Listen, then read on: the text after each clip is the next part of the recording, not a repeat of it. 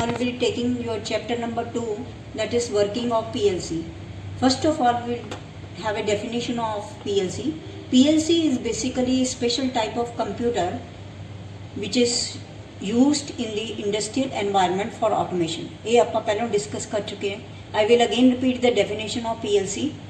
PLC is special type of computer which is microprocessor based mini digital computer used for the automation in the industrial environment for the controlling of complex processes in the machines.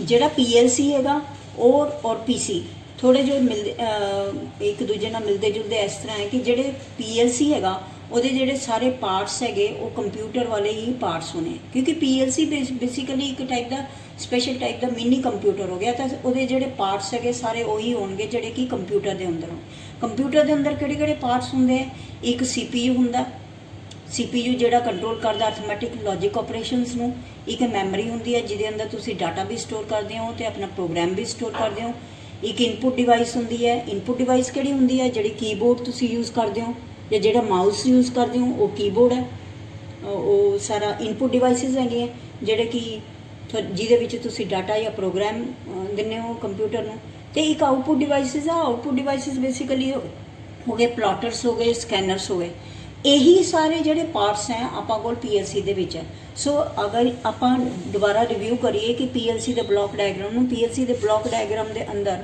Basically ਕਿਹੜੇ ਕਿਹੜੇ parts ਹੈਗੇ ਆ एक है ਆਪਾਂ ਕੋਲ input module then we have the CPU then we have output module then we have a programmer ਜਿਹਦੇ through ਤੁਸੀਂ program ਦੇਣਾ and then we have the power supply to give the power supply to input module as well as CPU as well as output module ਇਹਦੇ ਇਲਾਵਾ ਇੱਕ memory ਹੁੰਦੀ ਹੈ ਜਿਹਦੇ ਅੰਦਰ ਆਪਾਂ ਡਾਟਾ ਵੀ ਸਟੋਰ ਕਰਦੇ ਹਾਂ ਤੇ ਪ੍ਰੋਗਰਾਮ ਵੀ ਸਟੋਰ ਕਰਦੇ ਹਾਂ ਹੁਣ ਆਪਾਂ ਡਿਟੇਲ 'ਚ ਡਿਸਕਸ ਕਰਾਂਗੇ 1 ਬਾਏ 1 ਹਰ ਇੱਕ ਪਾਰਟ ਨੂੰ ਕਿਉਂਕਿ ਇਹ ਵਾਲਾ ਕੁਐਸਚਨ ਜਿਹੜਾ ਡਿਟੇਲ 'ਚ ਆਉਂਦਾ ਹੁੰਦਾ ਹੈ ਕਿ discuss the block diagram of PLC with the functioning of each part of the PLC in detail.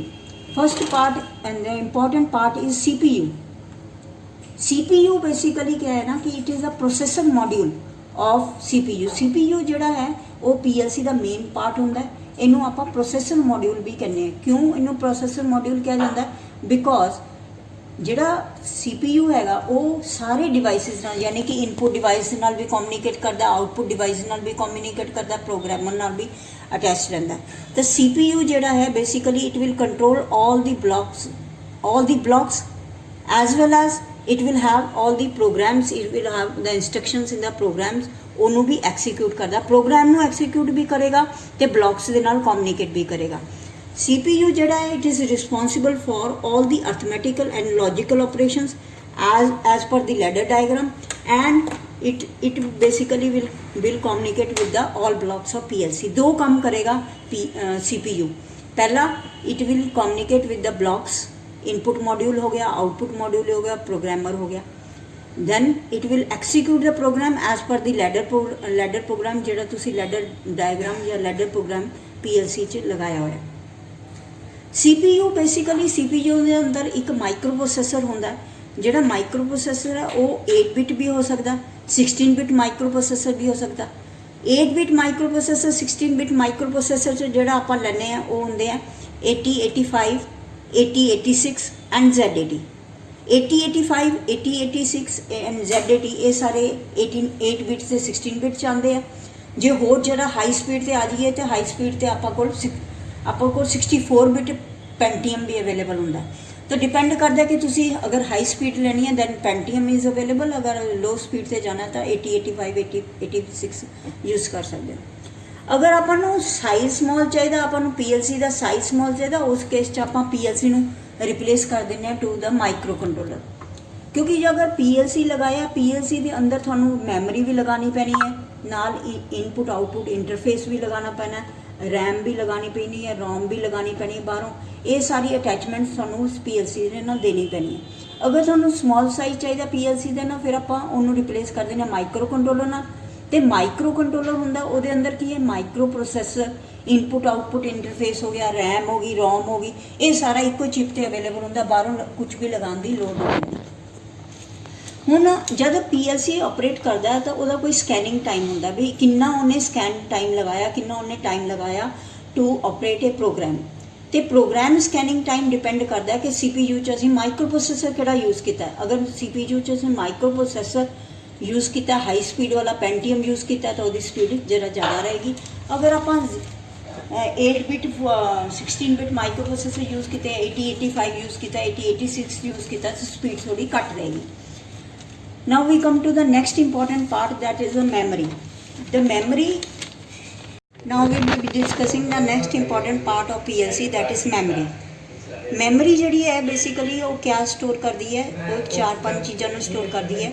Memory store ਕਰਦੀ ਹੈ ਤੁਹਾਡੇ ਮੋਨੀਟਰ ਪ੍ਰੋਗਰਾਮ ਨੂੰ, ਜਿਹਨੂੰ ਆਪਾਂ ਆਪਰੇਟਿੰਗ ਸਿਸਟਮ ਕਹਿੰਦੇ ਹਾਂ, ਜਿਹਦੇ ਅੰਦਰ ਤੁਹਾਡੇ ਜਿਵੇਂ ਮੋਬਾਈਲ ਦੇ ਅੰਦਰ ਸਾਰਾ ਕੁਝ ਸਟੋਰ ਹੁੰਦਾ ਅੰਦਰ ਵੀ, ਹਾਂ ਕਿਹੜਾ ਪ੍ਰੋਸੈਸਰ ਲੱਗਿਆ, ਇਹਦੀ ਮੋਬਾਈਲ ਦੀ ਕਿਆ ਸਪੀਡ ਹੈ, ਕਿਆ ਸਾਰਾ ਮੋਬਾਈਲ ਦੇ ਬਾਰੇ, ਸਿਸਟਮ ਦੇ ਬਾਰੇ ਸਟੋਰ ਹੁੰਦਾ। ਇਸੇ ਤਰ੍ਹਾਂ ਕੰਪਿਊਟਰ ਦੇ ਅੰਦਰ ਮੈਮਰੀ 'ਚ ਜਿਹੜਾ ਆਪਰੇਟਿੰਗ ਸਿਸਟਮ ਹੁੰਦਾ ਉਹਦੇ ਅੰਦਰ ਸਟੋਰ ਹੁੰਦਾ ਸਾਰਾ ਕੌਨਫੀਗਰੇਸ਼ਨ, ਕਿਹੜਾ ਪ੍ਰੋਸੈਸਰ ਲੱਗਿਆ ਹੈ, ਕਿੰਨੇ ਬਿਟਸ ਪਰ ਸੈਕਿੰਡ ਦਾ ਉਹਦਾ ਡਾਟਾ ਬਾਡ ਰੇਟ ਹੈ ਵਗੈਰਾ, ਕਮਿਊਨੀਕੇਸ਼ਨ ਕਰਨ ਦਾ ਰੇਟ ਹੈਗਾ।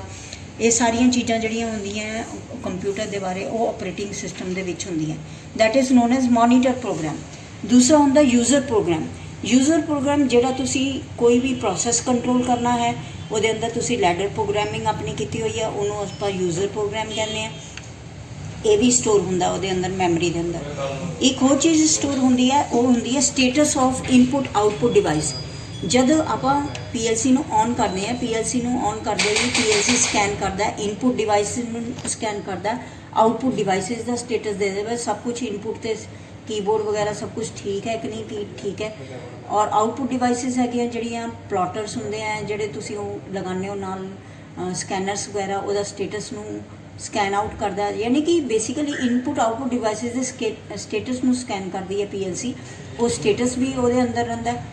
ਉਸ ਤੋਂ ਇਲਾਵਾ ਜਿਹੜੇ ਆਪਾਂ ਪ੍ਰੋਗਰਾਮ ਦੇ ਨਾਲ ਟਾਈਮਰਸ ਲਗਾਉਣੇ ਹੈ, ਕਾਊਂਟਰਸ ਲਗਾਉਣੇ ਹੈ, ਉਹ ਕਾਊਂਟਰਸ ਟਾਈਮਰ ਦੀ ਜਿਹੜੀ ਵੈਲਿਊ ਹੈ, ਜਿਹੜੀ ਤੁਸੀਂ ਅਸਾਈਨਡ ਵੈਲਿਊ ਦੇਣੀ ਹੈ ਵੀ ਇੰਨੇ ਤੋਂ ਸਟਾਰਟ ਹੋਣਾ ਚਾਹੀਦਾ, ਇੰਨੇ ਤੋਂ ਕਾਊਂਟਰ ਸਟਾਰਟ ਹੋਣਾ ਚਾਹੀਦਾ, ਔਰ ਅਪ ਕਾਊਂਟਰ ਹੋਣਾ ਚਾਹੀਦਾ ਜਾਂ ਡਾਊਨ ਕਾਊਂਟਰ ਹੋਣਾ ਚਾਹੀਦਾ, ਕਿਸ ਟਾਈਪ ਦੇ ਕਾਊਂਟਰ ਹੋਣੇ ਚਾਹੀਦੇ, ਇਹ ਸਾਰੀਆਂ ਚੀਜ਼ਾਂ ਜਿਹੜੀਆਂ ਮੈਮਰੀ ਦੇ ਅੰਦਰ ਹੁੰਦੀਆਂ, ਸਟੋਰ ਹੁੰਦੀਆਂ। ਮੈਮਰੀ ਇਜ਼ ਬੇਸਿਕਲੀ ਜਿਵੇਂ ਦਿਮਾਗ ਦੀ ਮੈਮਰੀ ਹੁੰਦੀ ਹੈ, ਵਾਟ ever you read or whatever you study, you know that is stored in the memory. Memory ਦਾ ਮਤਲਬ ਇਹ ਹੁੰਦਾ ਹੈ ਕਿ ਤੁਹਾਡੀ ਯਾਦਾਸ਼ਤ ਕਿੰਨੀ ਤੇਜ਼ ਹੈ, that is known as the memory. The different type of memories ਜਿਹੜੀਆਂ ਇਹਦੇ ਅੰਦਰ ਮੈਮਰੀਜ਼ ਹੁੰਦੀਆਂ, ਉਹ ਹੁੰਦੀਆਂ ਫਸਟ ਦ ਰੈਮ। ਜਿਹੜੀ ਰੈਮ ਮੈਮਰੀ ਆ ਉਹਦਾ ਫੁੱਲ ਫਾਰਮ ਹੁੰਦੀ ਹੈ read and write memory. Read and write memory, ਤੁਸੀਂ ਇਹਦੀ ਫੁੱਲ ਫਾਰਮ ਲਿਖ ਸਕਦੇ ਹੋ, read and write memory. Read and write memory ਦੇ ਅੰਦਰ ਆਪਾਂ ਰੀਡ ਵੀ ਕਰਾਂਗੇ ਪ੍ਰੋਗਰਾਮ ਨੂੰ, ਤੇ ਐਜ਼ ਵੈਲ ਐਜ਼ ਤੁਸੀਂ ਲਿਖ ਵੀ ਸਕਦੇ ਹੋ, ਪੜ੍ਹ ਵੀ ਸਕਦੇ ਹੋ। ਜਿਹੜੀ ਰੋਮ ਹੈਗੀ ਹੈ that is read only memory. Read only memory, that is read only memory is ਤੁਸੀਂ ਸਿਰਫ ਡਾਟਾ ਰੀਡ ਕਰ ਸਕਦੇ ਹੋ, ਰਾਈਟ ਨਹੀਂ ਕਰ ਸਕਦੇ ਇਹਦੇ ਅੰਦਰ। Next is PROM। PROM is programmable read only memory. ਇਹਦੇ ਅੰਦਰ ਤੁਸੀਂ ਜਿਹੜੀ ਰੀਡ ਕਰਦੀ ਹੈ that is programmable read only memory. ਇਹ ਬੇਸਿਕਲੀ ਰੀਡ ਓਨਲੀ ਮੈਮਰੀ ਹੁੰਦੀ ਹੈ, ਦੈਟ ਕੈਨ ਬੀ ਪ੍ਰੋਗਰਾਮ।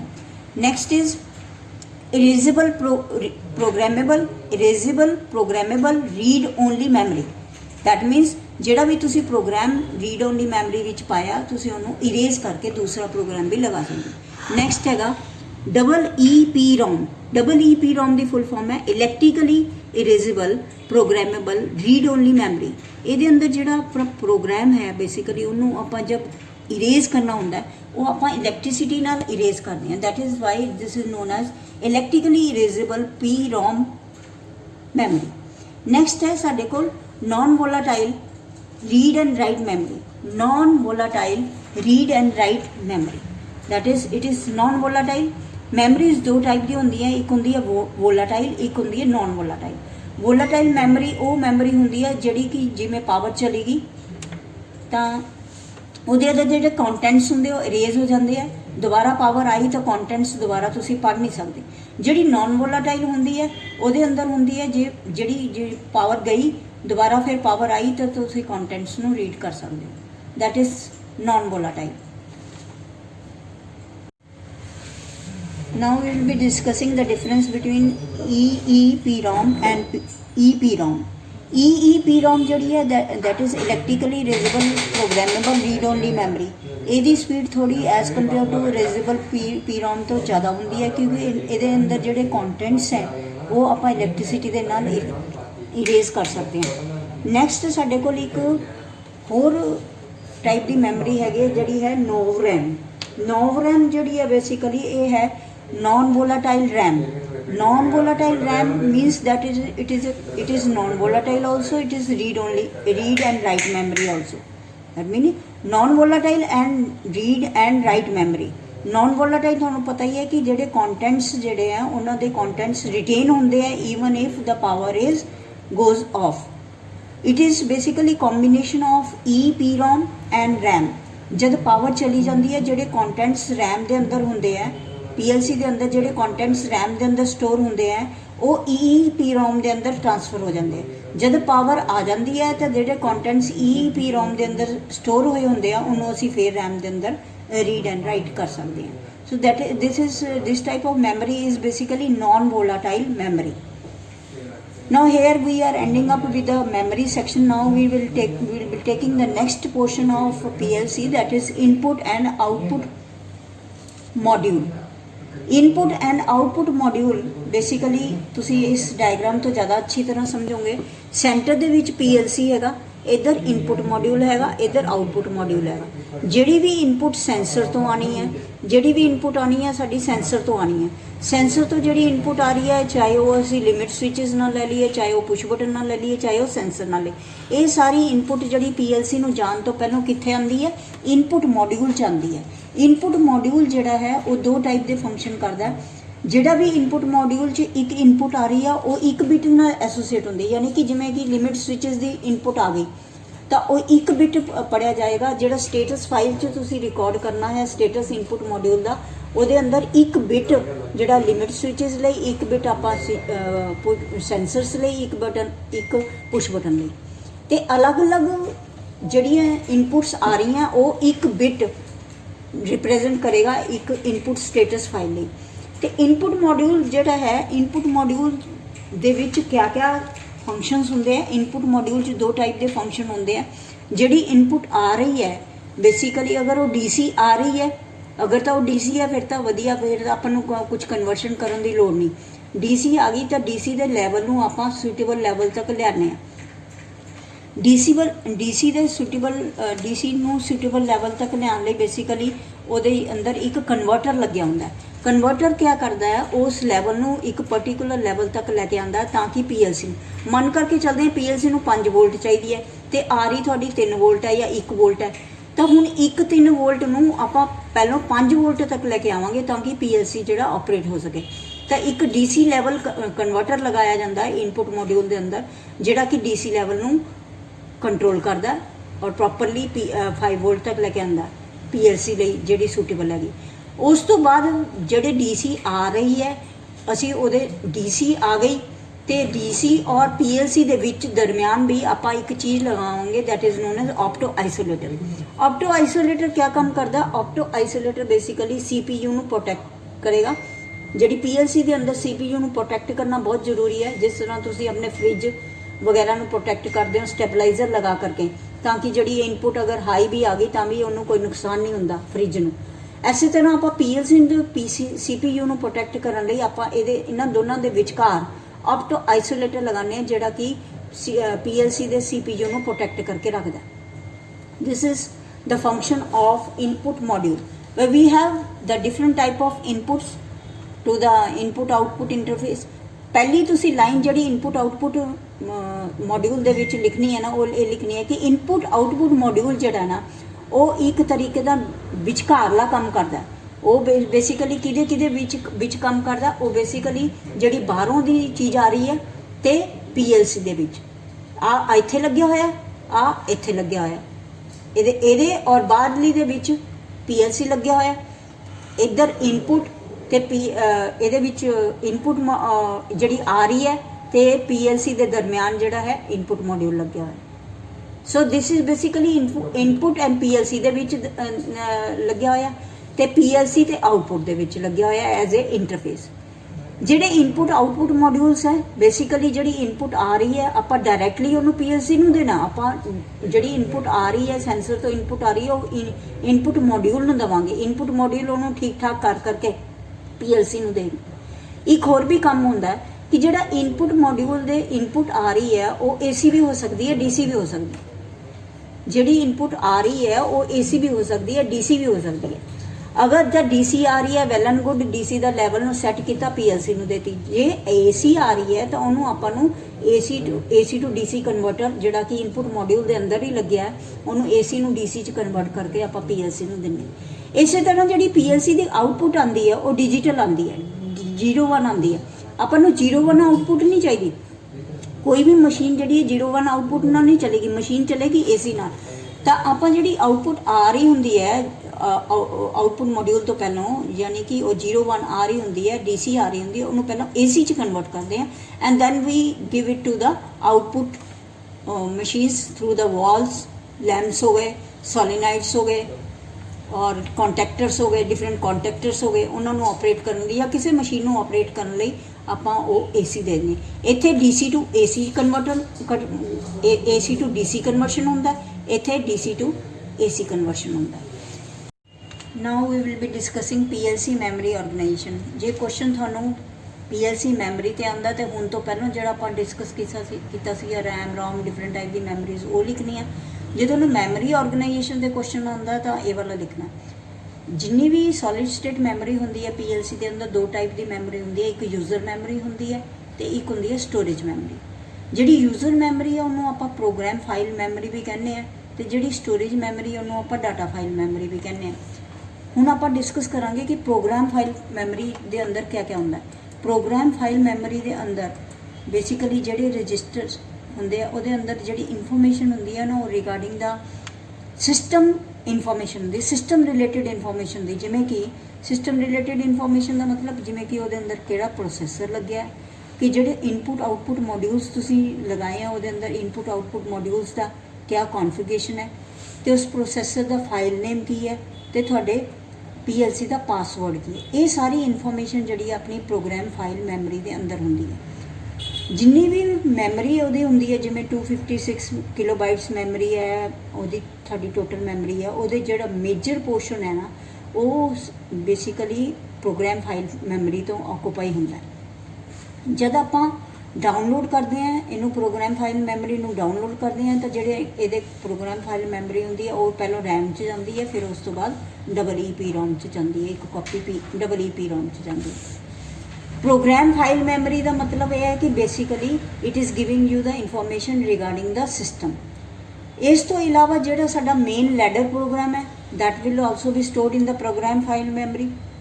ਉਸ ਤੋਂ ਬਾਅਦ ਇੰਟਰਪਟ ਸਬ ਰੂਟੀਨਸ ਹੈ ਜਿਹੜੇ ਆਪਾਂ ਪ੍ਰੋਗਰਾਮ ਨੂੰ ਵਿੱਚ ਇੰਟਰਪਟ ਕਰਨਾ ਹੈ ਉਹਦੇ ਸਬ ਰੂਟੀਨਸ ਹੈ ਉਹ ਵੀ ਅਵੇਲੇਬਲ ਹੁੰਦੇ ਆ ਪ੍ਰੋਗਰਾਮ ਫਾਈਲ ਮੈਮਰੀ 'ਚ। ਇਸ ਤੋਂ ਇਲਾਵਾ ਜਿਹੜੀ ਦੂਸਰੀ ਮੈਮਰੀ ਹੈਗੀ ਹੈ ਉਹ ਹੈਗੀ ਡਾਟਾ ਫਾਈਲ ਮੈਮਰੀ, ਜਿਹਨੂੰ ਆਪਾਂ ਸਟੋਰੇਜ ਮੈਮਰੀ ਵੀ ਕਹਿੰਦੇ ਹਾਂ। ਜਿਹੜੀ ਡਾਟਾ ਫਾਈਲ ਮੈਮਰੀ ਹੈ ਉਹਦੇ ਅੰਦਰ ਜਿੰਨਾ ਵੀ ਆਰਗੇਨਾਈਜ਼ਡ ਹੁੰਦੇ ਹੈ ਉਹਨੂੰ ਆਪਾਂ 16 ਬਿਟ ਵਰਡ ਰਜਿਸਟਰ ਦੇ ਵਿੱਚ ਆਰਗੇਨਾਈਜ਼ ਕੀਤੀ ਜਿੰਨੀ ਵੀ ਇਨਫੋਰਮੇਸ਼ਨ ਹੁੰਦੀ ਹੈ।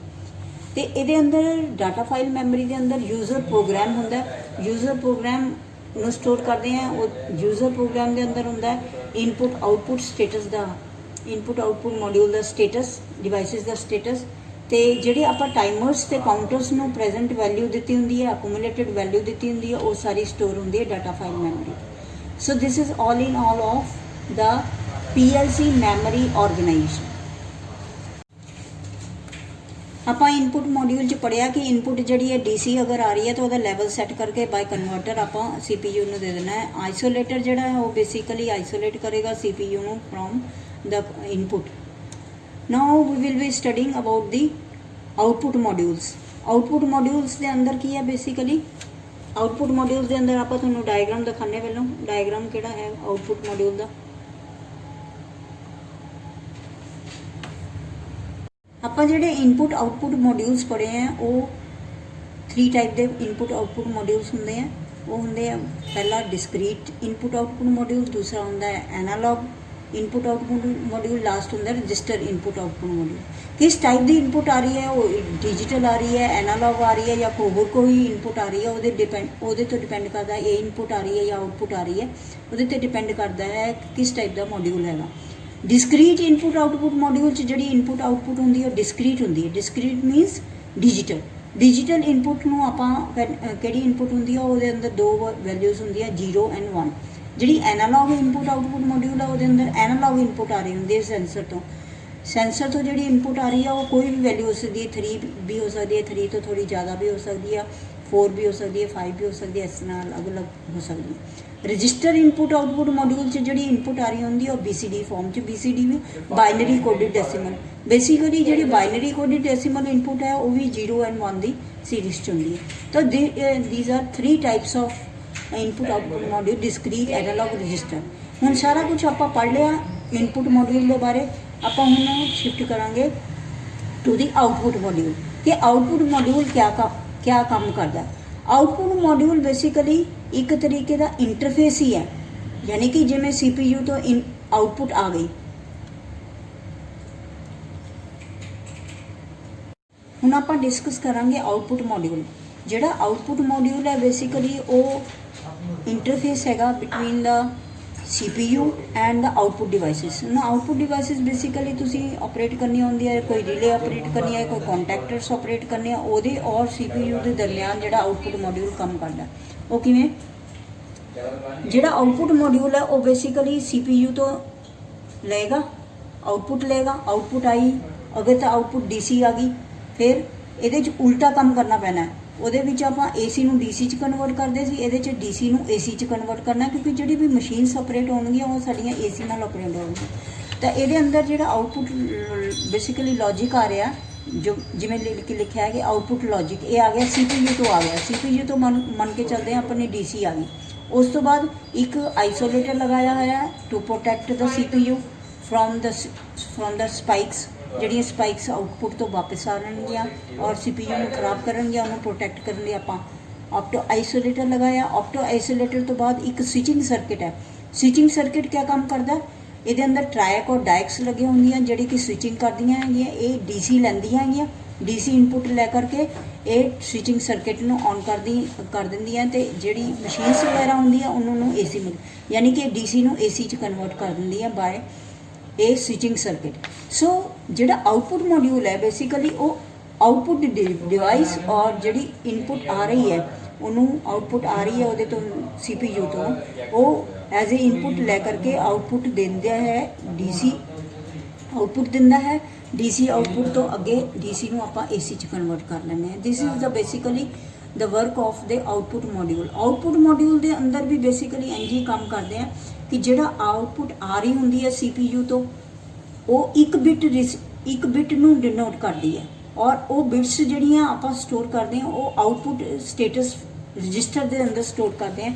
ਇੱਕ ਬਿਟ ਆ ਰਹੀ ਹੈ, ਇੱਕ ਮਸ਼ੀਨ ਨੂੰ ਆਪਰੇਟ ਕਰਨੀ ਹੈ ਤਾਂ ਉਹ ਐਜ਼ ਏ ਇੱਕ ਬਿਟ ਸਟੋਰ ਹੋਏਗੀ ਇਨ ਦੇ ਆਊਟਪੁੱਟ ਸਟੇਟਸ ਰਜਿਸਟਰ। ਉਹਦੇ ਅੰਦਰ ਜਿਹੜਾ ਆਊਟਪੁੱਟ ਮੋਡਿਊਲ ਆ ਉਹ ਆਊਟਪੁੱਟਸ ਉਹਦੀਆਂ 2 ਵੀ ਆ ਸਕਦੀਆਂ, 4 ਵੀ ਆ ਸਕਦੀਆਂ, 8 ਵੀ ਆ ਸਕਦੀਆਂ, 16 ਵੀ ਆ ਸਕਦੀਆਂ। ਸੋ ਆਊਟਪੁੱਟ ਮੋਡਿਊਲ ਡਿਪੈਂਡ ਕਰਦਾ ਕਿ ਕਿੰਨੀ ਆਊਟਪੁੱਟਸ ਤੁਸੀਂ ਲੈਣੀਆਂ। ਮੋਰਓਵਰ ਆਊਟਪੁੱਟ ਮੋਡਿਊਲ ਵੀ ਜਿਸ ਤਰ੍ਹਾਂ ਇਨਪੁੱਟ ਮੋਡਿਊਲ ਹੈਗਾ, ਡਿਸਕਰੀਟ ਆਊਟਪੁੱਟ ਮੋਡਿਊਲ ਵੀ ਹੈ, ਡਿਸਕਰੀਟ ਵੀ ਆ ਸਕਦੀ ਹੈ ਆਊਟਪੁੱਟ, ਤੇ ਆਊਟਪੁੱਟ ਐਨਾਲੌਗ ਵੀ ਆ ਸਕਦੀ ਹੈ, ਆਊਟਪੁੱਟ ਰਜਿਸਟਰ ਵੀ ਆ ਸਕਦੀ ਹੈ। ਸੋ 3 ਟਾਈਪ ਦੇ ਆਊਟਪੁੱਟ ਮੋਡਿਊਲ ਹੁੰਦੇ ਆ। ਡਿਸਕਰੀਟ ਆਊਟਪੁੱਟ ਮੋਡਿਊਲ ਡਿਸਕਰੀਟ ਡਿਜੀਟਲ ਆਊਟਪੁੱਟ ਲਏਗਾ। ਜਿਹੜਾ ਐਨਾਲੌਗ ਹੈ ਉਹ ਐਨਾਲੌਗ ਹੋਏਗਾ, ਉਹਦੇ 'ਚ ਕਨਵਰਸ਼ਨ ਦੀ ਕੋਈ ਲੋੜ ਨਹੀਂ, ਸਿੱਧਾ ਆਪਾਂ AC ਲੈਂਦੇ ਹਾਂ, ਸਿੱਧਾ ਉਹਨੂੰ ਸਵਿਚਿੰਗ ਲਈ ਦੇ ਦਿੰਦੇ ਹਾਂ। ਜਿਹੜੀ ਰਜਿਸਟਰ ਆਊਟਪੁੱਟ ਆਏਗੀ ਉਹ BCD ਫਾਰਮ 'ਚ ਆਏਗੀ। So this is the functioning of output module. Output module basically ਉਲਟਾ ਕੰਮ ਕਰਦਾ, CPU ਤੋਂ ਆਊਟਪੁੱਟ ਲੈ ਕਰਕੇ ਆਊਟਪੁੱਟ ਡਿਵਾਈਸਿਸ ਨੂੰ ਆਪਰੇਟ ਕਰੇਗਾ। ਹੁਣ ਆਪਾਂ ਇਸ ਫਿਗਰ ਤੋਂ ਸਮਝਣ ਦੀ ਕੋਸ਼ਿਸ਼ ਕਰਾਂਗੇ ਪਾਵਰ ਸਪਲਾਈ ਦਾ ਸੈਕਸ਼ਨ। ਪਾਵਰ ਸਪਲਾਈ ਜਿਹੜੀ ਹੈ PLC ਦੇ ਅੰਦਰ 2 ਟਾਈਪ ਦੀ ਹੁੰਦੀ ਹੈ। ਇੱਕ ਤਾਂ ਜਿਹੜੀ CPU ਨੂੰ ਜਾਣੀ ਹੈ, ਜਿਹੜੀ CPU ਨੂੰ ਪਾਵਰ ਸਪਲਾਈ ਜਾਣੀ ਹੈ ਉਹ ਡਿਜੀਟਲ ਜਾਣੀ ਹੈ, +5 ਵੋਲਟ -5 ਵੋਲਟ ਉਹ ਇੱਥੇ ਜਾ ਰਹੀ ਹੈ, ਆਹ ਵਾਲੀ ਪਾਵਰ ਸਪਲਾਈ ਜਾ ਰਹੀ ਹੈ CPU ਨੂੰ। ਦੂਸਰੀ ਪਾਵਰ ਸਪਲਾਈ ਜਾਣੀ ਹੈ ਉਹ AC ਵੀ ਹੈ, DC ਵੀ ਹੈ। AC DC ਜਿਹੜੀ ਪਾਵਰ ਸਪਲਾਈ ਜਾਣੀ ਹੈ ਉਹ ਜਾਣੀ ਹੈ ਇਨਪੁਟ ਆਊਟਪੁੱਟ ਮੋਡਿਊਲ ਨੂੰ ਇੱਥੇ ਜਾਣੀ ਹੈ। ਤਾਂ ਮੰਨ ਕਰਕੇ ਚੱਲਦੇ ਹਾਂ ਆਪਣੇ 110 ਵੋਲਟ AC ਆ ਰਹੀ ਹੈ ਜਾਂ 220 ਵੋਲਟ AC ਆ ਰਹੀ ਹੈ, ਉਹ ਏਸੀ ਸਿੱਧਾ ਆਪਾਂ ਦਿੰਨੇ ਆ ਤੇ ਸਟੈਪ ਡਾਊਨ ਟਰਾਂਸਫਾਰਮਰ ਲਗਾ ਕੇ ਉਹਨੂੰ ਸਟੈਪ ਡਾਊਨ ਕਰ ਲੈਂਦੇ ਆ, ਘੱਟ 'ਚ ਕਨਵਰਟ ਕਰ ਲੈਂਦੇ ਆ। ਉਹ ਥਰੂ ਦਾ ਲਾਈਨ ਟਰਾਂਸਫਾਰਮਰ ਅਸੀਂ ਇਨਪੁਟ ਆਊਟਪੁੱਟ ਮੋਡਿਊਲ ਨੂੰ ਦੇ ਦਿੰਦੇ ਆ। ਉਹ ਚਲੇਗੀ AC supply to the input output module. ਜਿਹੜੀ ਡੀਸੀ ਸਪਲਾਈ ਆਣੀ ਹੈ ਉਹਦੇ ਅੰਦਰ ਥੋੜ੍ਹੇ ਜਿਹੇ ਸੈਕਸ਼ਨਸ ਲਗਾਉਣੇ ਪੈਣਗੇ। ਜਿਹੜੀ ਇਨਪੁਟ ਆ ਰਹੀ ਹੈ ਉਹਨੂੰ ਆਪਾਂ ਰੈਕਟੀਫਾਇਰ ਦੇ ਥਰੂ ਪਾਸ ਕਰਾਂਗੇ। ਰੈਕਟੀਫਾਇਰ ਦੇ ਥਰੂ ਰੈਕਟੀਫਿਕੇਸ਼ਨ ਹੋ ਕੇ ਜਦ ਏਸੀ ਉਹ ਡੀਸੀ 'ਚ ਕਨਵਰਟ ਹੋ ਜਾਂਦੀ ਹੈ। ਜਿਹੜੀ ਇਹਦੇ ਇੱਥੇ ਡੀਸੀ ਆਉਂਦੀ ਹੈ ਉਹਦੇ ਅੰਦਰ ਥੋੜੀ ਜਿਹੀ ਏਸੀ ਬਾਕੀ ਰਹਿੰਦੀ ਹੁੰਦੀ ਹੈ। ਉਹ ਏਸੀ ਜਿਹੜੀ ਹੈ ਆਪਾਂ ਫਿਲਟਰ ਲਗਾ ਕਰਕੇ ਰਿਮੂਵ ਕਰ ਲੈਣਾ। ਜਦ ਫਿਲਟਰ ਰਿਮੂਵ ਦੇ ਨਾਲ ਰਿਮੂਵ ਹੋ ਜਾਂਦੀ ਹੈ ਏਸੀ ਡੀਸੀ ਦੇ ਅੰਦਰ, ਤਾਂ ਸਾਡੇ ਕੋਲ ਪਿਓਰ ਡੀਸੀ ਆ ਜਾਂਦੀ ਹੈ। ਪਿਓਰ ਡੀਸੀ ਉਹਦੇ ਅੰਦਰ ਅਸੀਂ ਰੈਗੂਲੇਟਰ ਲਗਾ ਲੈਂਦੇ ਹਾਂ। ਰੈਗੂਲੇਟਰ ਜਿਵੇਂ ਕਿ ਮੰਨ ਕਰਕੇ ਚੱਲਦੇ 12 ਵੋਲਟ ਆ ਰਹੀ ਹੈ, ਤੁਹਾਨੂੰ 5 ਵੋਲਟ ਚਾਹੀਦੀ ਹੈ, ਉਹ 12 ਵੋਲਟ ਨੂੰ ਜਿਹੜੀ ਇਹ 5 ਵੋਲਟ 'ਚ ਕਨਵਰਟ ਕਰ ਦੇਗਾ। 5 ਵੋਲਟ ਦਾ ਰੈਗੂਲੇਟਰ ਲਗਾਉਂਦੇ ਆਪਾਂ 7805, ਉਹ 5 ਵੋਲਟ 'ਚ ਕਨਵਰਟ ਕਰ ਦੇਗਾ। 7905 ਲਗਾਵਾਂਗੇ ਤਾਂ ਉਹ -5 ਵੋਲਟ ਡੀਸੀ ਦੇਗਾ। 5 ਵੋਲਟ +5 ਵੋਲਟ ਤੇ -5 ਵੋਲਟ ਇਹ ਦੋਨੇ ਜਾਂਦੀ ਹੈ CPU ਨੂੰ, ਔਰ ਆਹ ਜਿਹੜੀ AC DC ਜਾ ਰਹੀ ਹੈ ਇਹ ਜਾਂਦੀ ਹੈ ਉਹਨੂੰ ਇਨਪੁਟ ਆਊਟਪੁੱਟ ਮੋਡਿਊਲ ਨੂੰ। ਜਦ ਆਪਾਂ ਕੋਈ ਵੀ PLC ਨੂੰ ਹਾਊਸ ਕਰਦੇ ਹਾਂ, ਬੇਸਿਕਲੀ ਕਾਰਡ ਵਾਈਜ਼ ਹਾਊਸ ਕਰਦੇ ਹਾਂ। ਆ ਇੱਕ ਕਾਰਡ ਹੈਗਾ PLC ਦਾ, ਦੂਸਰਾ ਕਾਰਡ ਹੈਗਾ PLC ਦਾ, ਤੀਸਰਾ ਕਾਰਡ ਹੈਗਾ PLC ਦਾ। ਇੱਥੇ ਹੈਗੀ ਪਾਵਰ ਸਪਲਾਈ ਲੱਗੀ ਹੋਈ। ਆ ਦੋਨੇ ਹੈਗੇ ਬੇਸਿਕਲੀ ਪਾਵਰ ਸਪਲਾਈ ਦੇ ਕਾਰਡ, ਆ ਹੈਗੇ PLC ਦੇ ਕਾਰਡ, ਜਿਹੜਾ ਕਿ ਆਪਾਂ ਹਾਊਸ ਕਰਾਂਗੇ। ਜਿਵੇਂ ਅਲਮੀਰਾ, ਆਪਾਂ ਅਲਮੀਰਾ ਦੇ ਅੰਦਰ ਲਗਾ ਲੈਂਦੇ ਹਾਂ, ਸ਼ੈਲਫਸ ਲਗਾ ਲੈਂਦੇ ਹਾਂ। ਉਸੇ ਤਰ੍ਹਾਂ ਨਾਲ ਇੱਕ ਅਲਮੀਰਾ ਬਣਾ ਕਰਕੇ ਉਹਦੇ ਅੰਦਰ ਇਹ ਸ਼ੈਲਫਸ ਲਗਾਈ ਜਾਂਦੀ ਹੈ, ਉਹਦੇ ਅੰਦਰ ਸਰਕਿਟ ਦੇ ਕਨੈਕਸ਼ਨਸ ਦਿੱਤੇ ਜਾਂਦੇ ਆ। ਆ PLC ਦੇ ਹੋ ਗਏ, ਆ ਤੁਹਾਡੇ ਪਾਵਰ ਸਪਲਾਈ ਦੇ ਹੋਏ। ਹੁਣ ਆਪਾਂ ਡਿਸਕਸ ਕਰਾਂਗੇ ਜਿਹੜਾ PLC ਦਾ ਨੈਕਸਟ ਪਾਰਟ ਹੈਗਾ, ਉਹ ਹੈਗਾ ਰੈਕ ਐਂਡ ਚੈਸੀ। ਜਿੰਨੀ ਵੀ ਆਪਾਂ ਸਰਕਿਟਸ ਡਿਸਕਸ ਕੀਤੇ ਆ ਉਹਨਾਂ ਨੂੰ ਪਹਿਲਾਂ ਅਸੈਂਬਲ ਕਰ ਕਰਕੇ PLC ਨੂੰ ਆਪਾਂ ਇੱਕ ਐਲਮੀਰਾ ਜਿਵੇਂ ਟਾਈਪ ਉਹਦੇ ਤੇ ਲਗਾਉਂਦੇ ਆ। ਜਿਵੇਂ ਕਾਰਡਸ ਹੁੰਦੇ ਆ, ਜਿਵੇਂ ਆਹ ਕਾਰਡਸ ਹੈਗੇ ਆ, ਕਾਰਡਸ ਲੱਗੇ ਹੋਏ ਆ, ਆਹ ਪਾਵਰ ਸਪਲਾਈ ਦਾ ਕਾਰਡ ਲੱਗਿਆ ਹੋਇਆ। ਜਿੰਨੇ ਵੀ ਕਾਰਡਸ ਹੈਗੇ ਉਹਨਾਂ ਨੂੰ ਆਪਾਂ ਫਿੱਟ ਕਰਦੇ ਆ ਇੱਕ ਉਹਦੇ ਅੰਦਰ, ਰੈਕ ਦੇ ਅੰਦਰ। ਇਸ ਰੈਕ ਦੇ ਅੰਦਰ ਉਹ ਰੈਕ ਨੂੰ ਆਪਾਂ ਕਹਿੰਦੇ ਚੈਸੀ। ਚੈਸੀ ਬੇਸਿਕਲੀ ਕੀ ਹੁੰਦੀ ਹੈ? ਇੱਕ ਕਿਸੇ ਨਾ ਹਾਰਡਵੇਅਰ ਅਸੈਂਬਲੀ। ਇਸ ਹਾਰਡਵੇਅਰ ਅਸੈਂਬਲੀ ਦੇ ਅੰਦਰ ਕਿਆ ਕਿਆ ਚੀਜ਼ਾਂ ਹੁੰਦੀਆਂ? ਰੈਗੂਲੇਟਡ ਪਾਵਰ ਸਪਲਾਈ ਆਏਗੀ, ਜਿਹੜੀ ਤੁਸੀਂ ਪਾਵਰ ਸਪਲਾਈ ਕੀਤੀ ਹੈ। ਉਸ ਤੋਂ ਬਾਅਦ ਡਿਫਰੈਂਟ ਇਨਪੁਟ ਆਊਟਪੁੱਟ ਮੋਡਿਊਲਸ ਆ ਜਾਣਗੇ, ਔਰ ਉਸ ਤੋਂ ਬਾਅਦ ਆ ਜਾਣਾ ਤੁਹਾਡੇ ਇਨਪੁਟ ਆਊਟਪੁੱਟ ਮੋਡਿਊਲ ਤੇ CPU ਦੇ ਵਿੱਚ ਜਿਹੜੇ ਕਾਰਡਸ ਹੈਗੇ, ਇਨਪੁਟ ਆਊਟਪੁੱਟ ਮੋਡਿਊਲ ਔਰ CPU ਕਾਰਡਸ ਆ ਜਾਣਗੇ। ਇਹ ਸਾਰੇ ਚੈਸੀ ਦੇ ਅੰਦਰ ਆ ਜਾਣਗੇ।